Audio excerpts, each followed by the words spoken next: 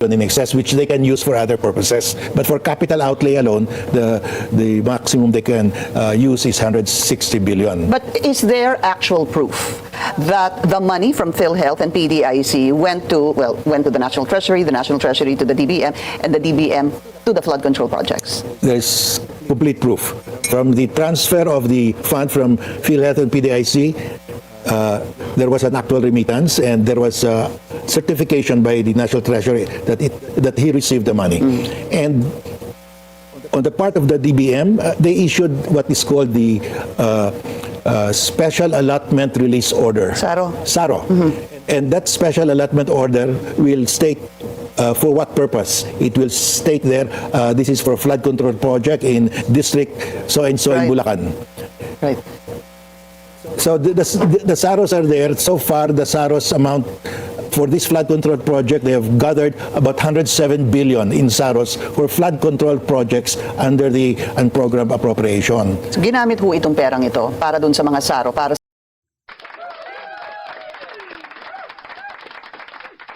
Okay, magandang araw po sa inyong lahat and welcome po ulit dito sa ating YouTube PH channel mga kababayan. Nandito ulit tayo para sa panibagong reaction video natin. Ito mga kababayan, pag-uusapan natin dito, bagong Executive Secretary and former Secretary, Department of Finance Secretary Ralph Recto mga kababayan, makukulong na nga. Ito yung pag-uusapan natin ngayon dito mga kababayan.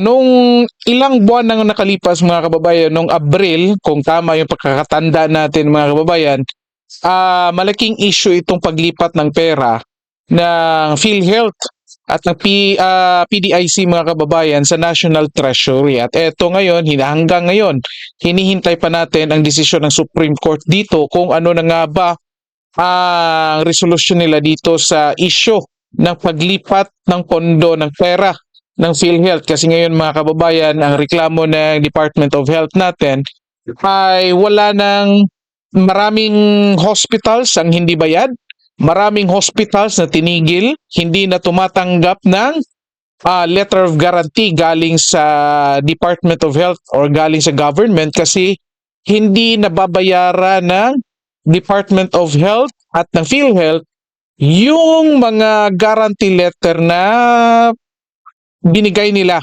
para sa private hospitals. Yan yung isa sa mga nagiging issue dito. At ito, pinag-usapan dito ni former Justice Carpio mga kababayan, Antonio Carpio, kung anong ginawa dito at anong posibleng magiging issue dito mga kababayan. Ito, bago natin pagpatuloy itong video mga kababayan, balikan muna natin kung anong palusot ni Ralph Recto dito nung tinanong ito dito sa Supreme Court mga kababayan. Ito, naipakita na natin ito last time pero balikan muna natin kasi medyo exciting itong sagot dito ni tawag dito Ralph Recto mga kababayan. Ito, pakinggan natin. By the way, paki-like po and share ng videos natin, din paki-subscribe din po ng ating channel. Ito mga kababayan. Ang po ninyo para makompleto yung kwento dito.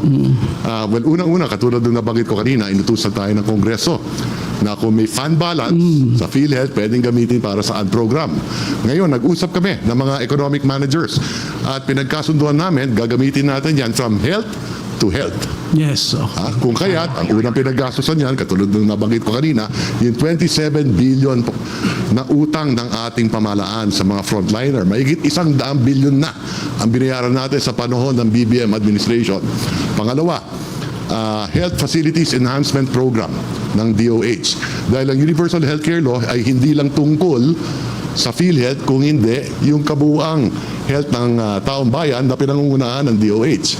So as much as possible, ginastos natin ang pera from health to health. Isang halimbawa pa.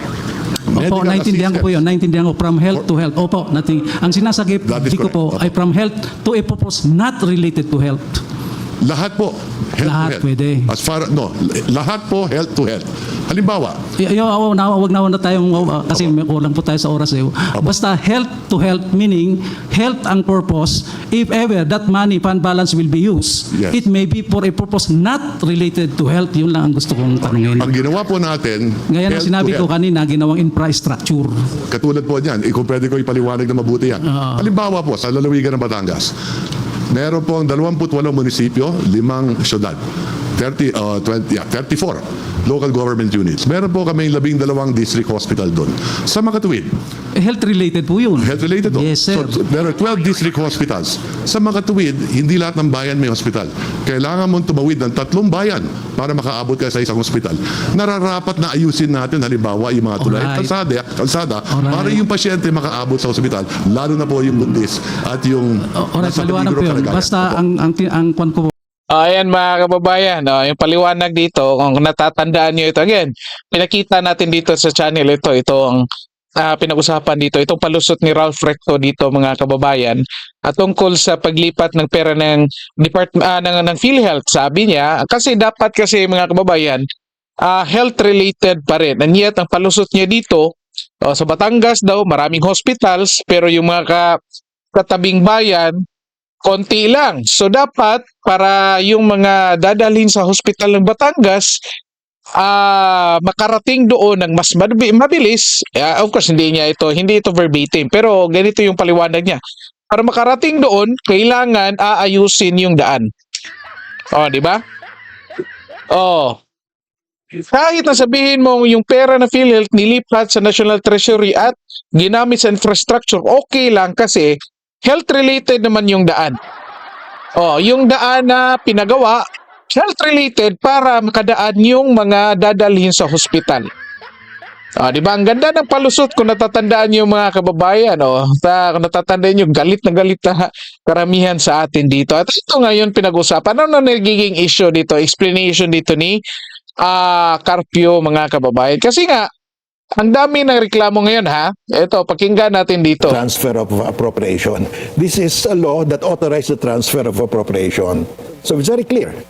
But there is an exception under the Constitution on the transfer of appropriation. The President, Yeah. for the entire executive branch, may transfer savings from one item to another to augment another item. But what he can transfer, first of all, only the President can be authorized by law. So not the Secretary of Not the Finance. Secretary. Okay. So that makes Nako! it Ito yung naging isa sa mga issues dito mga kababayan ha. Only the President can transfer. Pangalawa sa issue dito, dapat savings. In the first place po, walang savings yung PhilHealth. Walang excess yung PhilHealth mga kababayan. Kasi nga kung itong sinasabi lang mayroong excess ang PhilHealth na ilang bilyon, kung babayaran lahat ng utang na PhilHealth or ng gobyerno sa mga private hospitals mga kababayan, technically walang excess. In fact, sabi nga ng karamihan, kulang pa nga ito mga kababayan. Kung tutuhanin ito ng PhilHealth na babayaran lahat ng pangangailangan medikal ng kababayan natin, di sana ginawang at least 80% ng total bills ng lahat ng kababayan natin sa mga hospitals, both private and public. At kung may matitira pa dyan, most likely yan dapat yung excess. Unfortunately, sa pagkakalam natin, 20 to 30% lamang mga kababayan ang binabayaran ng PhilHealth. Di ba? So kaya nga dito, sabi dito walang excess mga kababayan. Ito patuloy natin. unconstitutional already. Second, even the president cannot transfer the appropriation itself. He can transfer only savings. But these are not savings. Okay. I'm gonna. Because these are trust funds. Yeah. The second provision of the Constitution that we invoke is that it says there in the Constitution that revenues raised through taxation for a specific purpose shall be treated as a special fund which shall be used only for that specific purpose. So all of these funds for PhilHealth came from or mostly came from the sin taxes. Every time you buy cigarette or buy Alcohol, alcohol, vape. then a big Yan mga kababayan ha, ang dami talaga nagiging issue dito. Kaya nga ni-raise ito sa Supreme Court. Pero of course hanggang ngayon wala pa. Hinihintay lang natin. At ito mga kababayan, ang nakikita ang issue dito, isa sa mga issues mga kababayan, ito nga ginamit yung pera ng PhilHealth at PDIC dito sa infrastructures, lalong-lalo na dito sa mga flood control projects. So basically mga kababayan, ninakaw yung pera ng PhilHealth. Pera natin talaga, contribution ng karamihan sa atin, nilagay sa National Treasury para ipasok doon sa flood control at para maibulsa nila. Yan. Ano kaya magiging posibleng kaso dito? Kasi unang-una mga kababayan, presidente lang dapat. At dapat yung savings lang. Dalawa na issue dito. Ralph Recto hindi siya presidente mga kababayan. Secretary siya, oo, pero hindi siya presidente. Pangalawa, hindi savings yung transfer nila mga kababayan. O, di ba? So anong magiging kaso rito? Pakinggan natin ito mga kababayan. rich yet up to now. Yeah, so then goes my question again. Bakit kung may savings ho pala o may excess ho pala, kulang po yung reserve, di ba dapat lalagay mo muna yung pera doon sa reserve? Yeah, that's correct. It should go to the reserve if there is an excess. But that excess is there's really no excess because Yeah. first of all, the hospitals are not being paid. They're closing Well, down. government thinks there is an excess of 60 billion. That how much was it? Was it 60 billion? If That's they why can moved it use the that to National pay the hospitals will not fold up. So they tama nga, keep mga on saying kababayan. there is excess, but they have not been paying the hospitals. Yan yung nagiging issue dito eh. Was it the Secretary of Finance only? That circular order just came from the Department Yeah. of Finance, and that would be at that time Recto, Ralph Secretary Recto. Recto. Okay. With what you Ralph Recto mga kababayan, mamaya, may isang abogado mga kababayan na may guess siya kung sino yung posibleng mastermind dito sa nangyayaring issue dito sa flood control. At later, titignan, stay tuned kayo kasi titignan natin yan kung sino yan. Ito, you patuloy are muna alleging natin. Justice, is he culpable of any wrongdoing? Well, that's a violation of two provisions of the Constitution. Nako, and that mga would kababayan. constitute technical malversation. Because Nako, patay sa Ralph technical Recto dito. malversation is a situation where the law, there is a law saying that this money should be used to build schoolhouses. You use the money to build a bridge. You did not steal a single centavo. That is technical malversation because the law says you build a house, schoolhouse. And that's a law. You have to obey that. When you did not obey it, that is what you call malversation, technical. Whether you actually receive a single centavo or not is immaterial because you did not follow the law. And so what I'm saying is this is technical malversation because the law says this should be used only for operations of PhilHealth. You used it for flood control. Is it Ito na nga mga kababayan, isa ito sa malaking issue. Technical malversation ang explanation dito ni Antonio Carpio mga kababayan.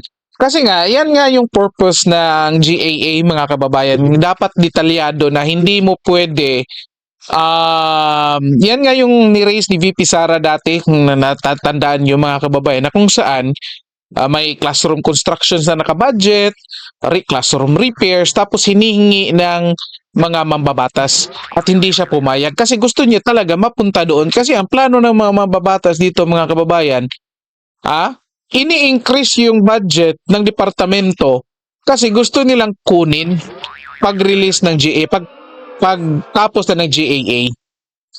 Most likely, man nangyayari dyan ay technical malversation. At ito rin, klarong-klaro ito mga kababayan kasi ang utos dito, kanina pinakita natin, tanong ng isang justice kay Recto, health to health ba? Kasi PhilHealth yan intended for health yan Health to health ba? Yet ang palusot ni Recto dito, nag-ayos ng kalsada, health-related daw kasi dadaanan ng mga dadaling sa ospital. Wala naman, di ba? Pero nakakatawa. O bakit? Tanong natin. Yan na ba yung pinakamagandang naisip na solusyon? Ha? Para ma-improve yung health. Instead na, itong bayan na ito walang health center or hospital. Why not magpatayo ka ng hospital? Kahit gamitin yung pera sa PhilHealth, okay lang kasi health-related. Di ba? Pero inuna yung kalsada. Bakit? Kasi dadaan sa DPWH, mga kababayan. Or inuna yung flood control. Ito nga sabi, regardless kung may natanggap ka or wala, or may kickback ka or wala, basta't mali yung paggamit mo, hindi mo sinunod yung batas, technical malversation na. How much more kung may kickback pa? At unfortunately, mga kababayan, Department of Finance ito. Ralph Recto, ngayon nagiging Executive Secretary pa ni PBBM. Ito ngayon, mga kababayan. Ito kanina, Attorney Tony Lavinia, mga kababayan, mayroon siyang trivia dito for blind item. At blind item pala. Kung sinong posibleng mastermind dito sa nangyayaring nakawan dito sa DPWH, mga kababayan. Eto, pakinggan natin. Ayan Mukhang fall guy talaga si Saldico, di ba? So that might be the highest that they can go to. Maybe a couple of senators, no? Pero parang doon na lang. And I think yung sinasabi ni President Marcos, makukulong kayo, kaya problema, Saldico is not in the country, di ba? So yun ang magiging problema natin. Kasi the people will not accept that, Mang Ted, no? People will not accept na napaka-sophisticated yung corruption na ito, Mang Ted, no? At siya, sabi nga ni Justice Carter ng interview, may mastermind dito na genius, di ba? Hindi ko naman minamaliit si Saldico, no? But he's not a genius, di ba? He's just an accomplice. Hindi siya a mastermind, di ba? The mastermind here, the legislator, former legislator in Malacanang, di ba? Or in the cabinet, na magaling talaga sa budget, di ba? Alam niya how to steal from the budget, di ba? Yung kukunin mo Nabasa niyo yung bibig ni Ted Filon, mga kababayan, kung sino yung sinasabi niya. Yan, balikan natin basahin niyo yung bibig. alam niya how to steal from the budget. Basahin niyo yung bibig. Ulitin natin na yan. Siya magaling talaga sa budget, di ba? Alam niya how to steal from the budget. Magaling kasi itong description, mga kababayan. Sabi dito, hindi si Zaldico ang mastermind. Kasi ako, mga kababayan, naniniwala din, alam kong hindi kaya ni Zaldico ito. Ang hirap lusutan sa proseso ng ating bansa, mga kababayan, ang hirap talagang lusutan. Hindi kaya ng isang tao lang. At hindi kaya ng isang tao na nasa mababang posisyon pa. Na mayroong mas mataas sa kanya. Kaya ito talaga, mga kababayan. Agree ako dito kay Attorney Tony Lavinia. At yung description niya dito, magaling sa financial, former congressman, at nasa cabinet, mga kababayan. Sino ang immediate na naiisip natin dito? Unfortunately, naiisip ko rin ay si Ralph Recto. Na posibleng mastermind, mga kababayan. Bakit? Naging congressman si Ralph Recto. Naging senator si Ralph Recto. Magaling sa budget, mga kababayan. Magaling nga mag-tax Diba? Ang galing maghanap ng palusot para i-tax yung mga tao. Diba? At sinong nagpa-transfer ng pera ng PhilHealth at gamitin sa mga infrastructure? Ralph Recto, mga kababayan. Nako, i-comment ninyo kung anong masasabi nyo dito, mga kababayan.